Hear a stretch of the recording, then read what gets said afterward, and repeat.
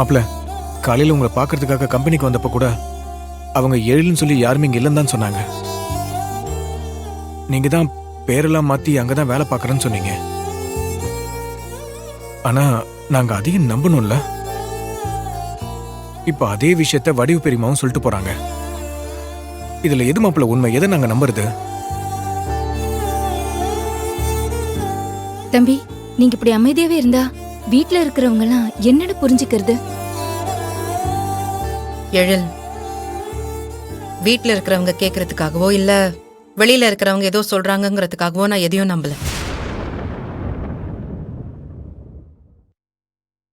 நீயே சொல்லு, அவங்க சொன்னதெல்லாம் உண்மை இல்லைன்னு சொல்லு, நான் உன்னை நம்புறேன்.